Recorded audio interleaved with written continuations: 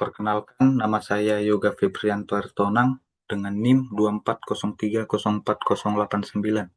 Saya akan mempresentasikan problem solving by searching tentang uninformed search, di mana saya mengambil studi kasus baru tentang rute peta Sumatera Utara, yang dimana studi kasus baru ini yaitu pencarian rute kota di peta Sumatera Utara.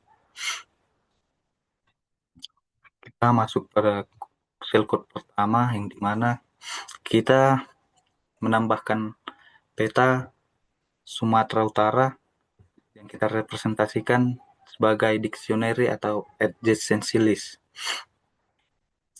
yang dimana di sini yang menjadi kuncinya adalah kota yang berada di sebelah kiri ini yang menjadi kota asalnya, dan ini menjadi kuncinya atau key-nya.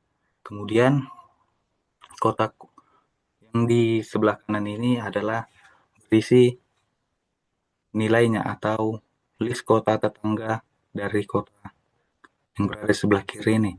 Misalnya di sini kuncinya adalah kota Medan, Brastagi, Pematang Siantar, dan lainnya. Kemudian yang menjadi value-nya atau kota tetangganya yaitu misalnya kota Medan bertetangga dengan Brastagi, Pematang Siantar. Di sini adalah for node neighbors in peta sumut.it.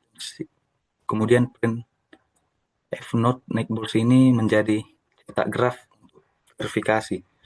Dan di sini grafnya sudah terverifikasi dan dapat kita lihat di output ini.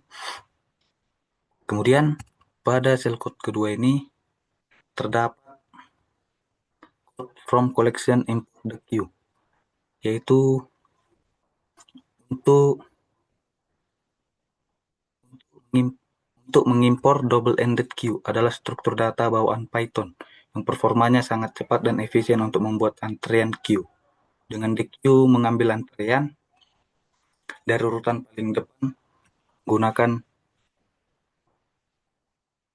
menggunakan pop left, jauh lebih optimal dibandingkan menggunakan list biasa. Logikanya di sini pencarian BFS ini akan menyebar merata lapis demi lapis.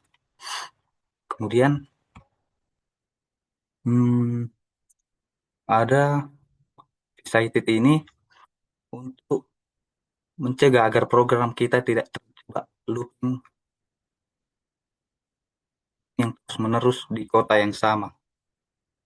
Kemudian cited order ini list untuk mencatat urutan semua node yang dieksplorasi. Lanjut ke sel code ketiga, ini adalah eksekusi BFS, di mana kita mengeksekusi dengan startnya kota Medan dan goalnya untuk mencari ke Padang Sidimpuan, yang dimana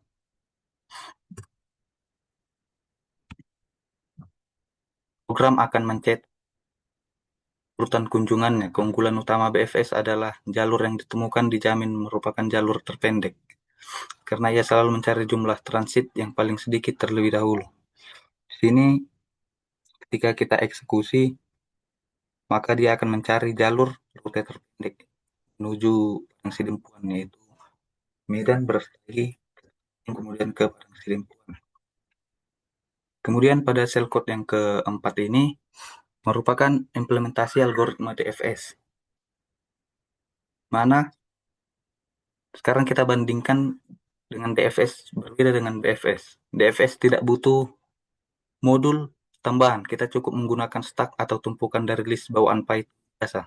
Data diambil dari tumpukan paling atas menggunakan pop. Algoritma ini menyelam, menelusuri atau cabang rute sedalam mungkin sampai mentok sebelum mundur mencari rute alternatif. Kemudian stack ini untuk menginisialisasi dan tambahkan node awal beserta jalurnya.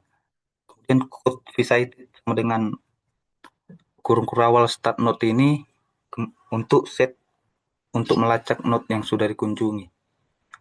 Cited order ini untuk mencatat urutan semua node yang dieksplorasi. Kemudian current node sama dengan start.pop ini, itulah yang tadi untuk mengambil node dan jalur saat ini dari atas. Kemudian if current node in cited order ini, jika node sudah dieksplorasi dalam yang lebih dalam, maka lewati. Kemudian yang if current node sama dengan goal node in cited order ini, untuk apakah node saat ini adalah tujuan.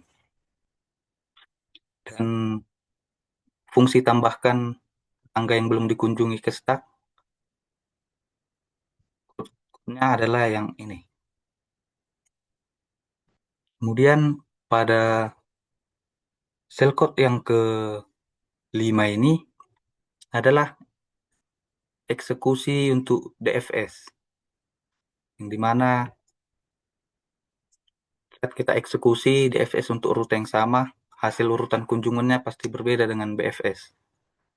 Jadi kita buktikan di sini rutenya sama, mencari rute Medan Padang Sidimpuan, yang dimana pada DFS ini jalur ditemukan rute yang menuju dari Medan ke Padang Sidimpuan, yaitu dari Medan Brastagi, Rutung, Sibolga dulu, baru Padang Sidimpuan. Di mana pada BFS tadi tidak perlu pergi ke Sibolga. Kemudian sebagai penutup, dalam praktikum ini telah berhasil melakukan 4 hal penting. Yang pertama, merepresentasikan sebuah graf menggunakan dictionary di Python. Kedua, mengimplementasikan algoritma breadth first search yang menggunakan queue untuk menemukan jalur terpendek berdasarkan jumlah langkah. Dan yang ketiga, mengimplementasikan algoritma depth first search atau DFS yang menggunakan stack untuk menjelajah graf secara dalam. Dan yang keempat, kita mengamati secara langsung bahwa BFS bersifat optimal untuk masalah dengan biaya langkah seragam, sedangkan DFS tidak. Sekian presentasi dari saya. Terima kasih.